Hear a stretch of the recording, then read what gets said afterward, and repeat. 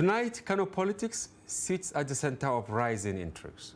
Talks of a reported meeting between Rabiu Musa Kwankwaso and President Bola Ahmed Tinubu have set tongues wagging. The confirmation, plenty of signals and big questions about how this reshapes the 2027 map. For the APC in Kano, the stakes are high. Party unity hangs in the balance as camps read meanings into every move. Strength today could turn fragile tomorrow. Then there is Governor Kabir Yusuf. Defection talk refuses to fade. No date, no clear path, just waiting and calculations. What does this mean for 2027? Who gains leverage and who risks losing control? We'll be unpacking the issues with our guests to understand what is playing out. But first, let's bring you the latest in the polity. Kano State Governor Kabir Yusuf met President Bola Tinubu on Monday at the presidential villa, Abuja, amid talks of a possible APC defection. Reacting, the Director General, Media and Publicity, Government House Kano, Sanusi Bature Dawakin Tofa, said the visit was not political. He explained that the governor briefed the president on key challenges and opportunities in Kano, with focus on rising insecurity in some local government areas. Former President Olusegun Obasanjo on Monday visited ex-military leader General Ibrahim Babangida at his hilltop residence in Minna, Niger State. Sources said the closed-door meeting lasted about 30 minutes before Obasanjo left for the airport. The visit has fueled speculation about behind-the-scenes talks ahead of the 2027 general elections. Convener of the League of Northern Democrats, Umar Ardo, says Peter Obi cannot secure the ADC presidential ticket if Atiku Abubakar remains in the race. Speaking on national television, Ardo said Atiku is well positioned to clinch the ticket for the 2027 election. He, however, noted that Obi remains a strong political asset due to his wide support base. Former Petroleum Minister Desiani Alison Madueke appeared at a London court on Monday for a preliminary hearing in her bribery case. Her main trial is scheduled to begin on January 26, 2026. UK authorities accuse her of accepting a £100,000 bribe in exchange for a proven oil and gas contract worth millions while in office. Welcome back. Joining me here in the studio to provide some context is Clement Oloyede, Media Trust Group political editor. Joining us virtually are Professor Kabir Mato and Jibrin Doguwa, NNPP's factional leader. We are starting with Clement here in the studio. As we speak, there are speculations that Kwankwaso will likely meet with the president at the presidential villa. Are you aware of that?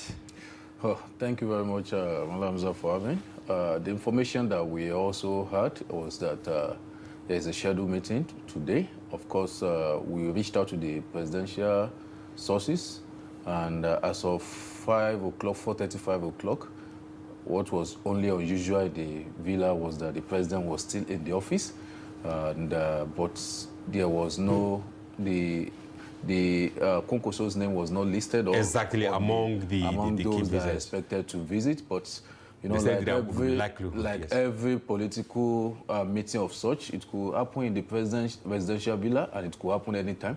But as of this moment, we are all just still waiting to see whether this really materializes or not. They have met some months back. Yeah, that's a couple of years. That is already is a couple of years now. They met before the president was sworn in as when the president was just a president-elect. That was when they met in. They met first. They met first at that time. They met first before the president was sworn in as this, and then they met. I think that was the one you were referring to a couple of months earlier. But from the developments in Kano, the meeting was actually expected. A lot of people thought the meeting would have happened earlier, but because the president was not in the country. But upon his return, we saw the governor of Kano State meeting with the president yesterday. So it was not really surprising, knowing the kind of relationship that President Tinubu and Kwankwaso had, or that's if they still have it, had in the past. But there seems to be on cordial term in the past. So perhaps this is what they are trying to revive, especially over the talks of the possible defection of the governor and the Kwankwaso movement.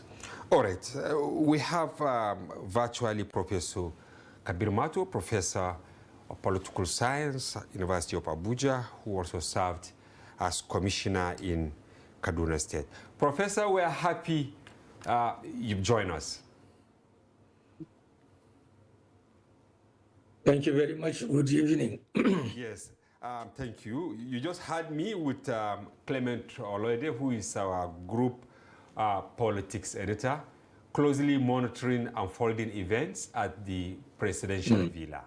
Now, maybe I should take us back to what happened yesterday, because Governor Abba Kabir Yusuf met with the president. But what took attention of millions of Nigerians was that the president was away for more than 2 weeks. And that meeting most likely was the first major official which was captured on camera, even though they met behind closed doors. What do you think informed the visit by Governor Abba Kabir Yusuf to President Tinubu?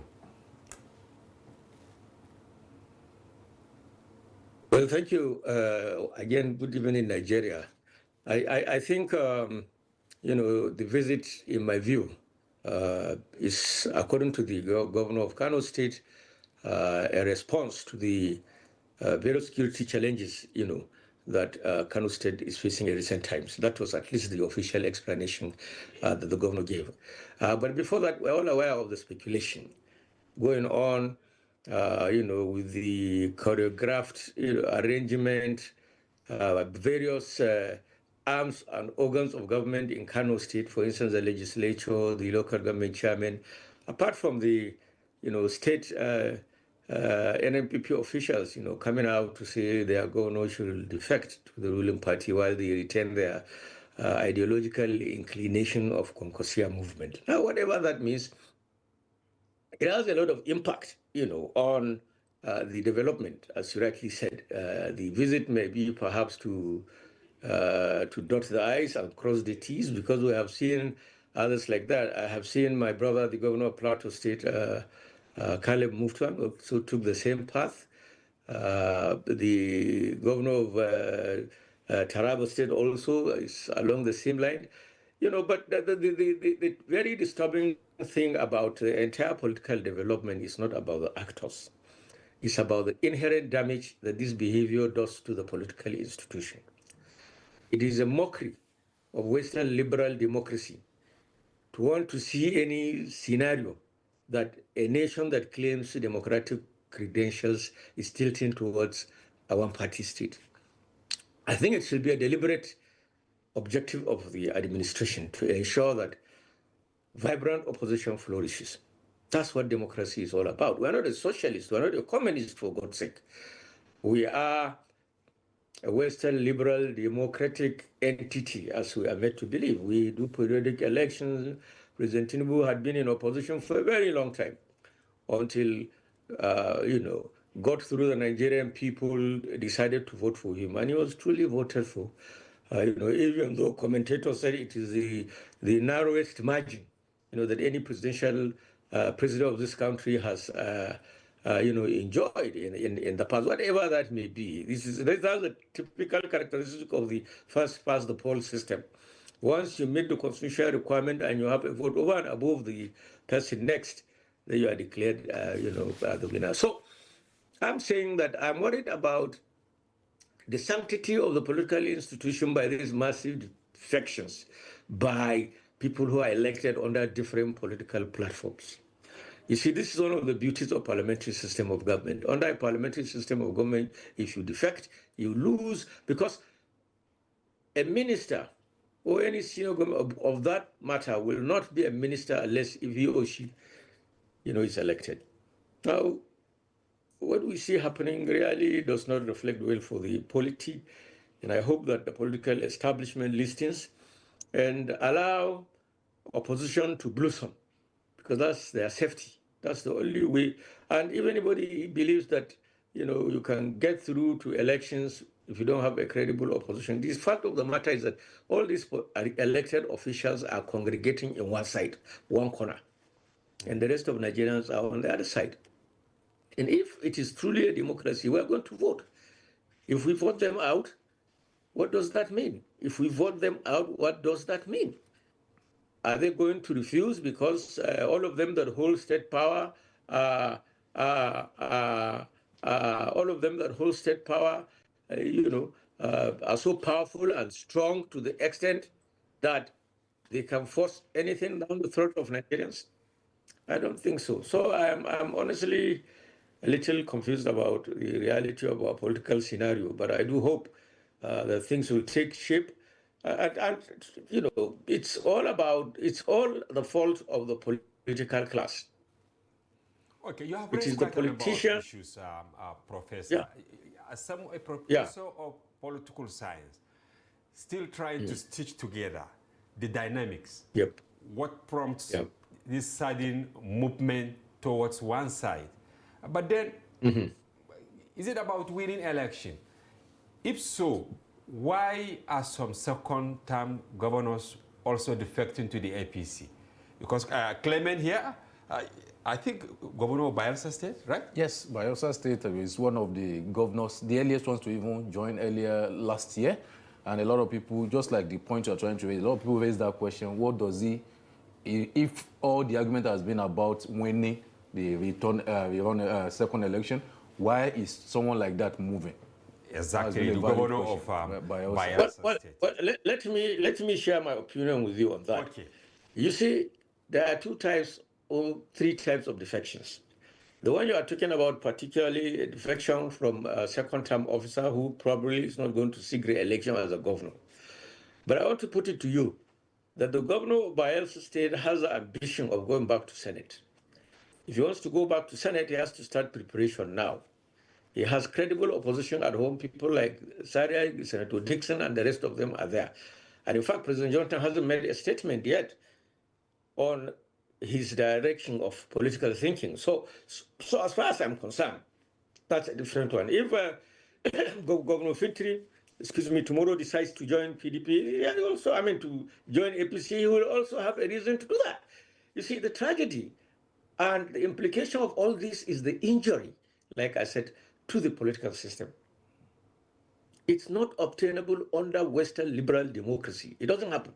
And the shameful part of it is that this is coming from an elected president of the Federal Republic of Nigeria who claimed some human rights mandates. From the time of Nadeko to the time that he became governor of Lagos State at the age of 47, very vibrant human being, thoughtful. We elected a 71-year-old president, and we are expecting the same, action. That's one of the fundamental blunder that we have made. And like I said, it's not about, the propriety. Political elected officials can all defect to one direction. What we insist on is to have free, fair, and credible electoral process. If the voters are satisfied with this political alignment and realignment, so be it. They will vote for them again. If they are not, then a new set of people will have to replace them. And that's the beauty of Western liberalism. That's the beauty of democracy. It's not about, political craftsmanship, you are shrewd. Excuse me. You are shrewd, you can turn mount now. No. The system should be viewed from a more serious perspective than a manipulatory tendency. So I am saying, I quite agree that politicians have the right. You see, that's one of the advantages of the presidential system of government. As a parliamentarian, you can openly disagree with the position of your party in parliament. You cannot do that under, parliamentary system. Excuse me. I look at the pattern of defection. Under a parliamentary, you just saw last week in London, the leader of the opposition party decided to sack one of her shadow ministers because he was contemplating jumping fence.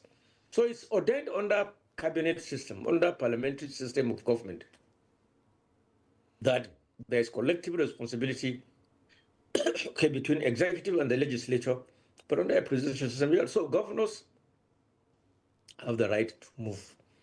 The constitution is specific. Sorry, excuse me. Yes, the constitution is specific about governors. Maybe we should allow you to maybe sip water for maybe a minute or two. Yes, so that, yes, take water. Yes, Clement. Yes, okay. I want to comment somewhere from what Prof was saying. Of course, I see that he's not really blaming the presidency, but a lot of commentary has made it sound like these governors are being dragged by their neck, yes, coerced to join. The president may create rooms for them to join, but at the end of the day, it is their decision.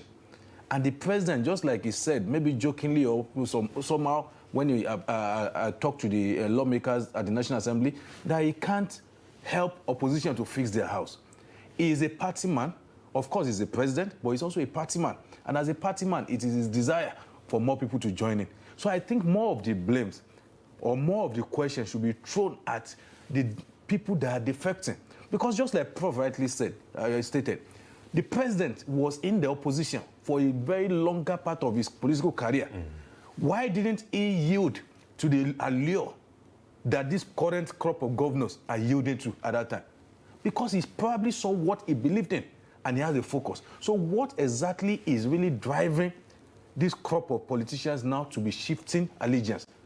We heard of carrot and stick. Maybe you will say something along that line before we get Prof back. That certain funds have been set aside, yes, not as bribe, but to even give special support to any state that defects. And on the other side, you have the EFCC, you have the ICPC, and all that, who are also looking around. If they didn't get to the governor because he is serving, he has immunity, then those around him. Yeah, but like, I will start with the stick part.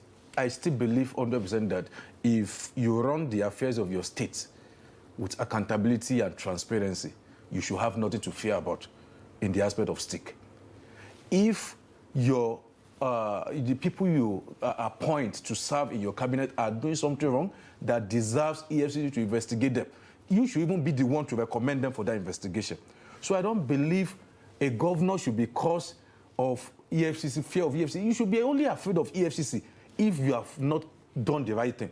And as far as regards the carrot, President Tinubu, when he was governor of Lagos, they had a problem with then President Obasanjo for, I think, almost the entire 8 years. Yes. When the allocation for local government were not forthcoming, were not released. Which of the current crop of governors have had a month of his allocation withdrawn? They all have They all have it. So what exactly, all these arguments, just like Prof said, anybody that is defecting will always formulate a reason to justify this. Crisis in the party. Yes, but whether this really stand, if they talk about crisis in the party, when President Tinubu was governor, the AD, his party then had crisis. In fact, the crisis led to the removal of his first deputy governor. Yeah.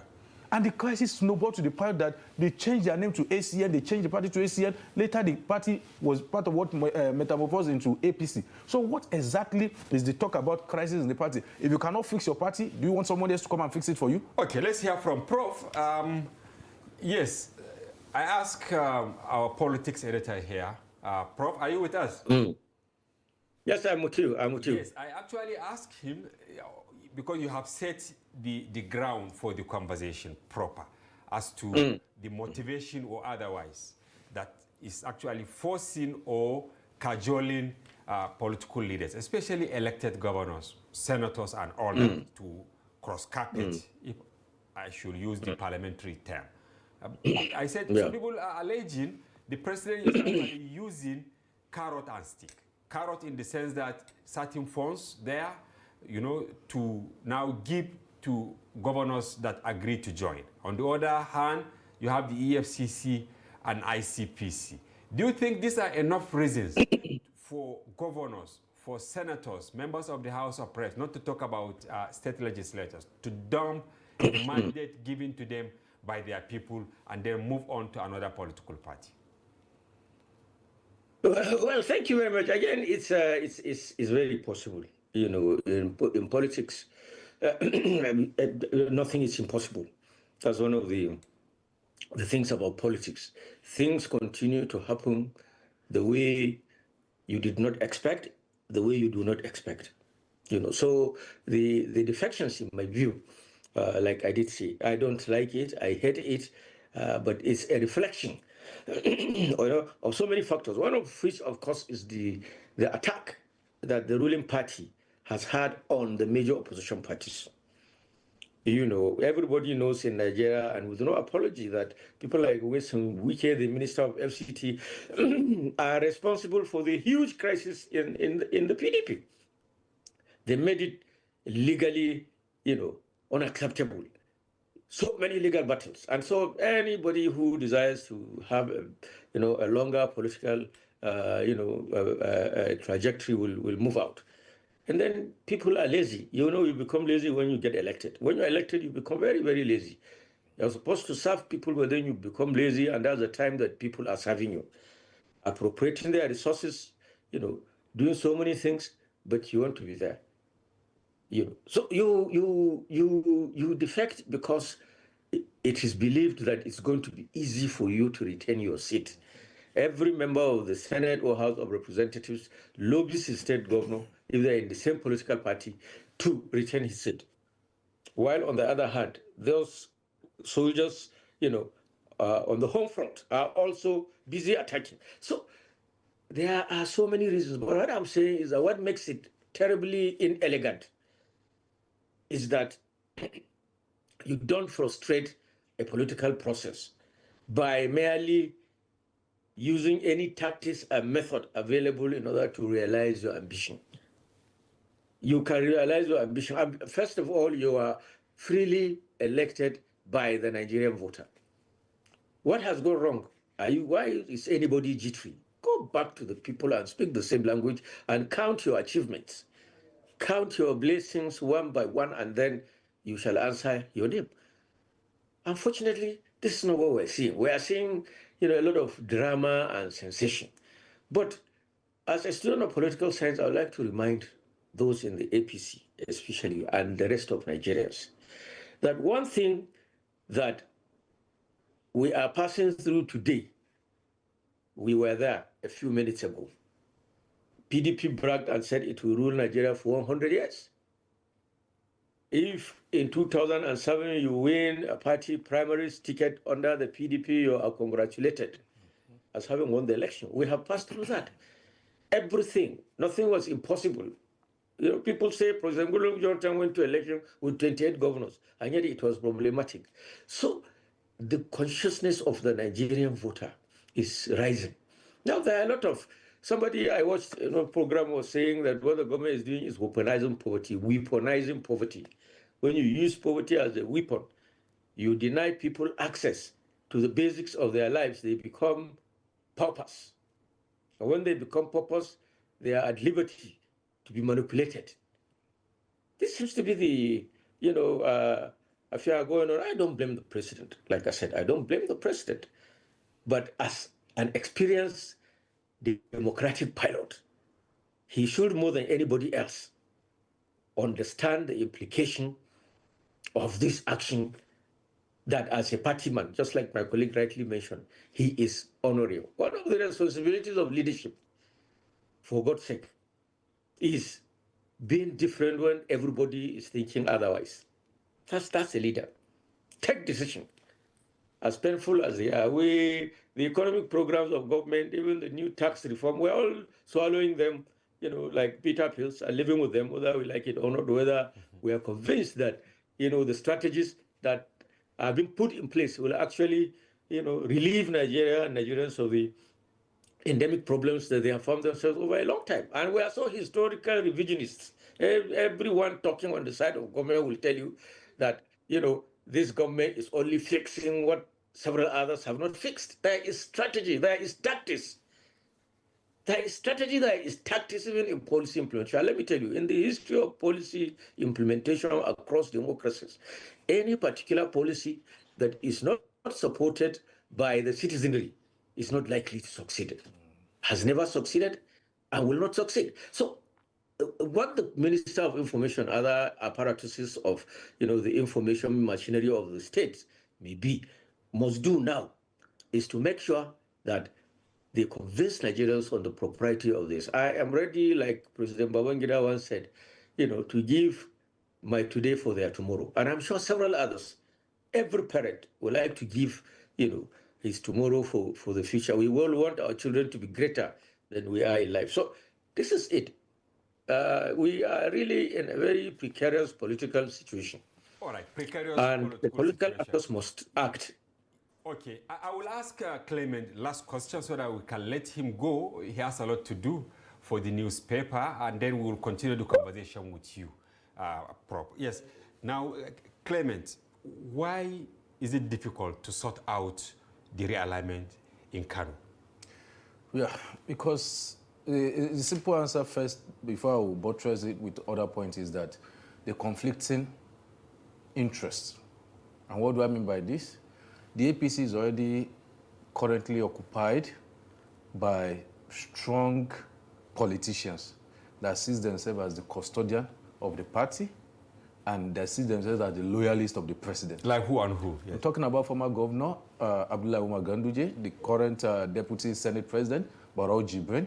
These are all stalwarts of the party and they are loyalists of the president.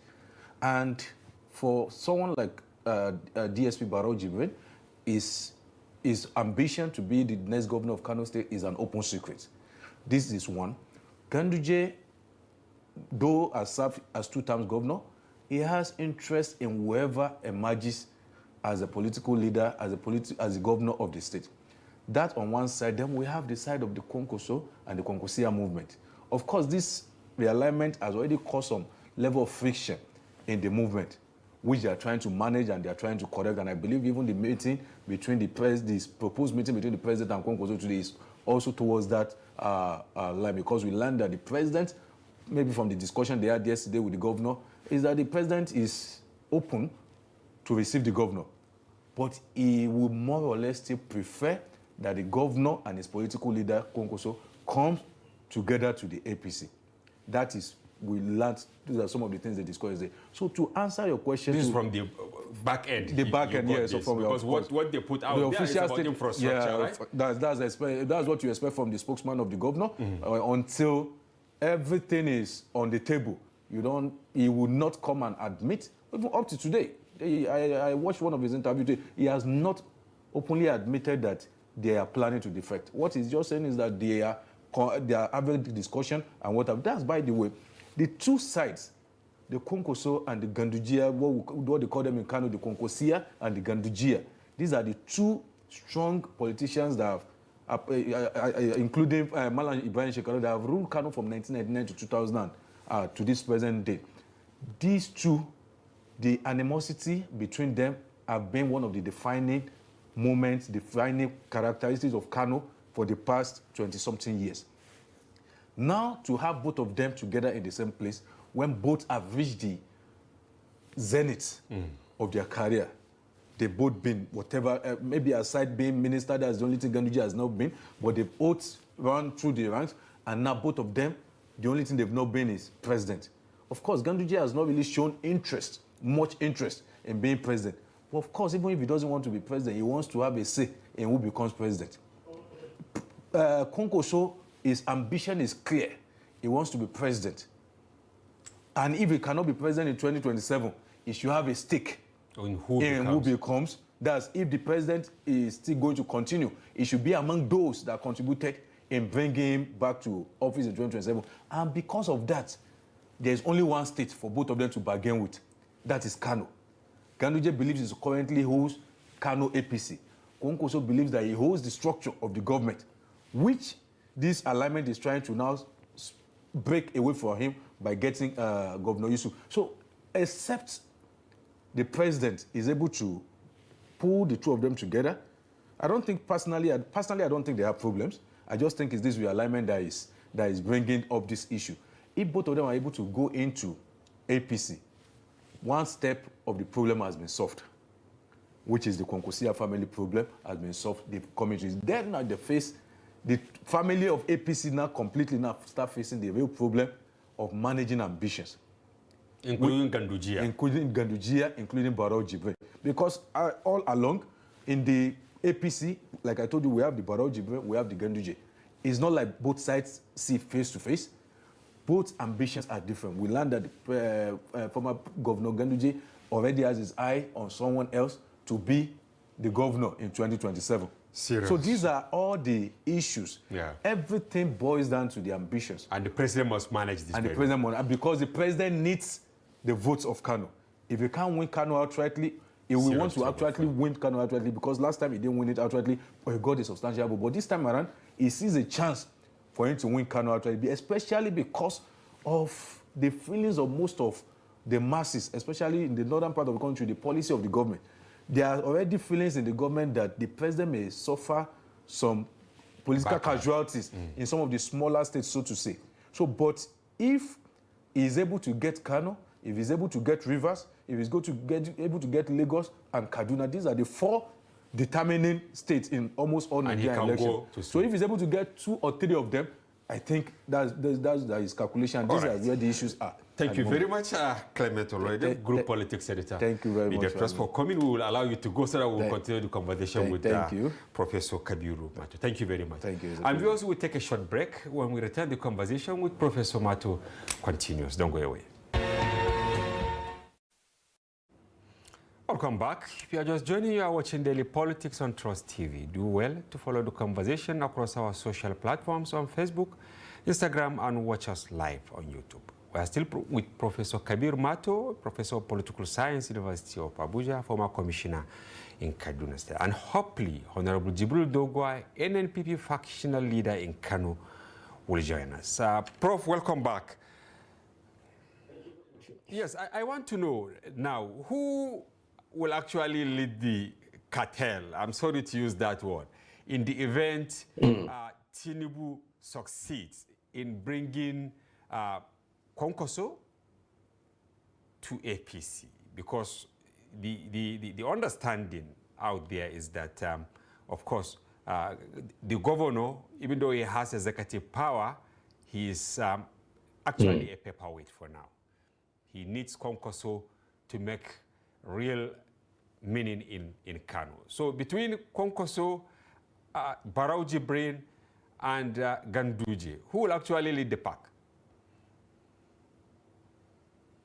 Well, thank you very much. I think it's a very straightforward question. You see, all this drama that is unfolding now, in my humble opinion, is a reflection of the political decadence that Nigerians, I think, are undergoing.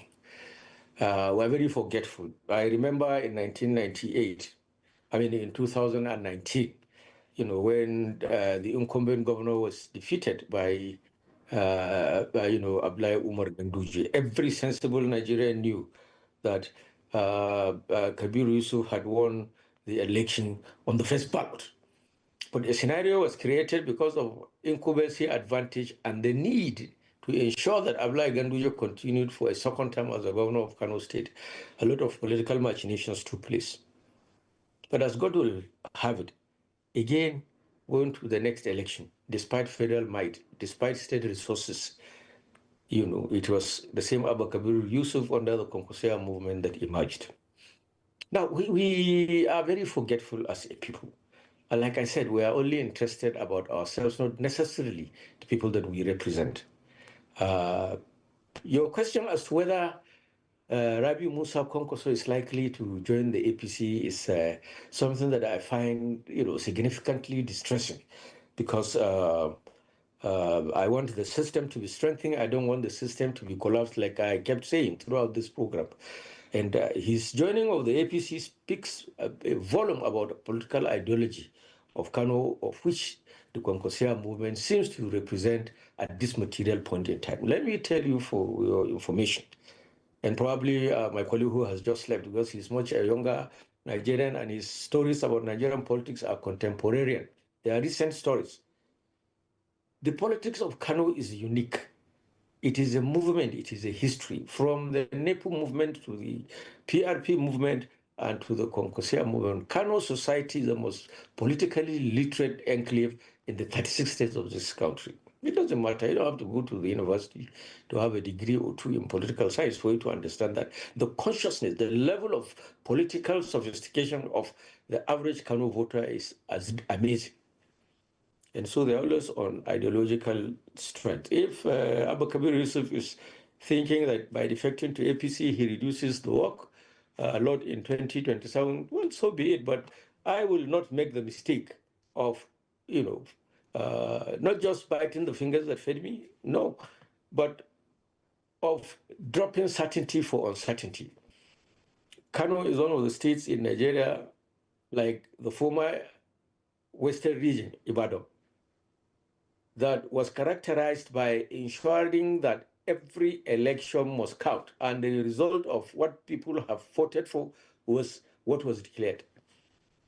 So to try to manipulate that process in Kano, I think speaks a lot of volume. Unlike the man who just left, your reporter who just left said, the history of the evolution. Look, the PDP candidate Atiku Abubakar actually lost the presidential election in Kano, because that's why he performed woefully. And that's why, despite Kwankwaso's hundreds of thousands of votes, the over 500,000 votes also scored by President Bola Tinubu, breached the gap that Atiku Abubakar would have given Tinubu, during that election. So right. I don't know. I don't know. If by winning individuals, then the election is won, the result is clear, and then let's see how it goes. But I'm not sure that's what it's going to be. I'm not sure that's what it's going to be, and that's why the politicians must wear their thinking caps. All right, Prof. You must always have plan B. A different perspective, because we now have with us from Kano, Honorable Jibrin Doguwa is the NNPP factional leader. Honorable, welcome to Daily Politics.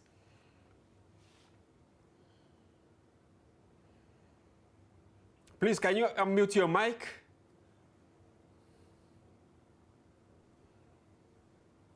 Yes, good evening and welcome. Can you hear me? Yes, we can hear you loud and clear now. Okay. Okay. Yeah. Now, we heard that there is the likelihood that President Tinubu will meet with Rabiu Kwankwaso. What is your position on that? Will it make any difference? Yeah. That is not a new story, because that is expected for long. Tinubu is a, real politician, will not allow any, chance for the people that can assist him 2027. And Kwankwaso is one of those that can help him at least to clinch the presidential election in 2027. Therefore, whatever effort Tinubu is going to make, I think he can do it to make sure that at least he woo Kwankwaso towards him, not even allowing him to be too far from him, because he knows his importance in Kano. But you are leading one of the factions of the NNPP. Which factions are you leading? My name is Senator Jibrin, the current chairman of NNPP, with basket full of fruits as our logo. That is my, faction in Kano. Okay. It means you are with Kwankwaso, right? No, I'm not with Kwankwaso. Kwankwaso is not in NNPP per se for now. Where does he belong? It's a name. Where does Kwankwaso belong, sir? He belongs to, Kwankwaso is a movement. It's a very strong movement. And there was a marriage of convenience between the NNPP and the Kwankwaso group in 2022. And I think from what we learned, because the founder of NNPP has said it clearly that at least that marriage has ended between Kwankwaso and, the NNPP. Now, we had you a few days ago pleading with the governor, if I am right, that he should have a think of going to APC. Is that correct? No, what I was saying is it could have been better for him at least to stay in NNPP, at least being our party man. I believe if he's staying in NNPP, he will make a lot of difference in Kano. But if he decided to move to APC, that is individual, decision. Because to be a party man is an individual decision that no one can stop it. So if the governor decided to move from NNPP to APC, nobody is going to stop him because he knows the reason why he wanted to defect. A lot of people previously defected from one party to another.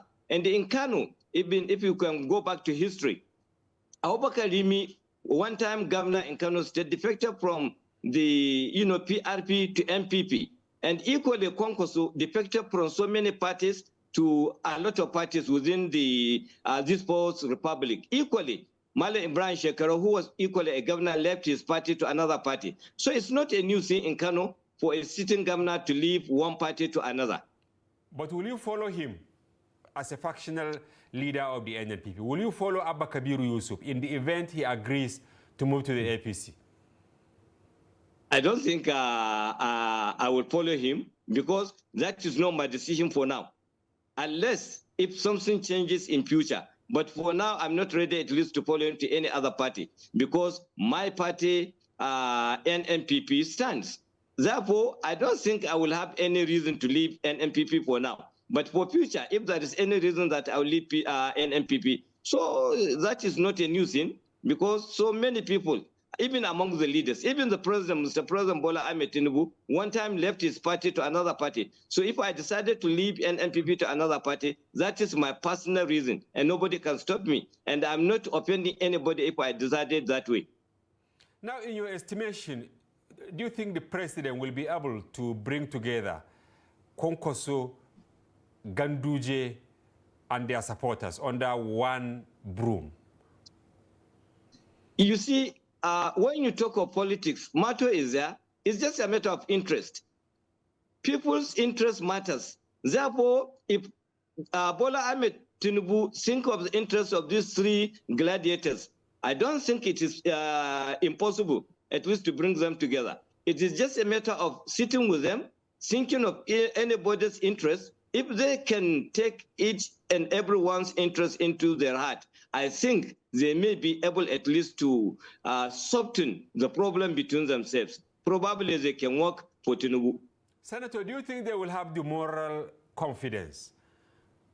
Kwankwaso, Abba Yusuf, Ganduje, to fly from Abuja to Kano and then face the over 9 million citizens in Kano and tell them that here we are campaigning for Tinubu? Do you think they can do that? Our biggest problem is we always consider opposition as an enmity. In politics, enmity is never going to be, something that somebody is going to be talking about every now and then. Because there is nothing like enmity. It's just a matter of interest. When somebody is opposing your idea or opposing you, does not mean that he is an ardent, enemy to you. Probably you can differ in so many ways. But when it comes to general views and general interest, I think they can, forego their individual interest for the larger interest. Therefore, in as much as Bola Ahmed Tinubu decided at least to put them together, talk to them in a way that they can understand, I think these people can be able to work together for the interests of Kano people. What I'm saying is, will Kano people trust them? Going by the way they acrimony over the years, this one dismantling the structure put together by this one, will Kano people actually listen to them? Or Kano people will look towards ADC or NNPP or any other political party? If you want me to tell you the truth, among all of them, who is talking about the interests of Kano people in general? I don't think each and every one of them is talking about the common man in Kano because they are talking about, individual interest and group interest. Therefore, group interest may not necessarily be the interest of a larger Kano people. Therefore, it depends on how they look at it. But Kano people always will want peace. That is our paramount one. We want peace to reign in Kano. And that's the more reason why we are always praying for these three gladiators at least to work together for the harmony of Kano people. All right, thank you very much, Senator Jibrin Doguwa, NNPP factional chairman in Kano, for your informed perspective on the intrigues ahead of the defection of the governor. We hope to have you again very, very soon. Thank you. Thank you so much. All right. Now, Prof, you have had Senator Jibrin Doguwa. So we have just 2 minutes. I want to have your take to give a summary of what he said. All of this, I mean, back and forth. Is it about the people of Kano or about individual interest? Well, Senator Doguwa is a practicing politician. He's a practical politician at the same time. And he has said it, that it appears that none of the three gladiators of Kano politics, and I don't see it as such.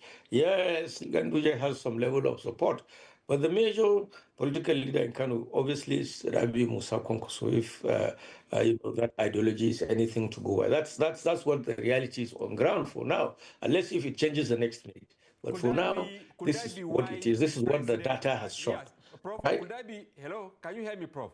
Could that be the reason? Yes, I hear you. Yes, could that be the reason Tinubu is actually maybe working towards meeting with Kwankwaso? Absolutely. That's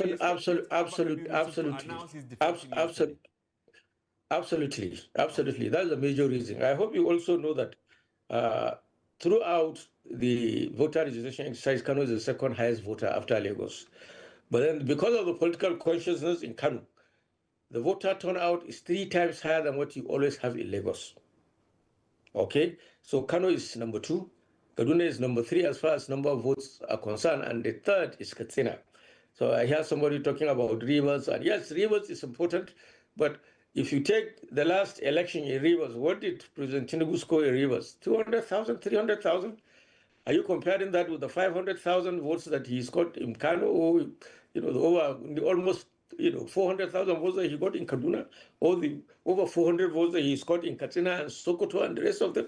So these are a lot of issues, that I think we need to put into consideration in, trying to see why things are happening the way they are.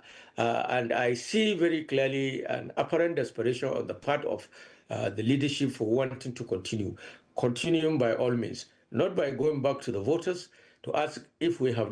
Henry Kissinger has said it, that the success of any government is measured in terms of its ability to bring forth new reality. Yes. So if the government has brought in new realities, it should go back to the people.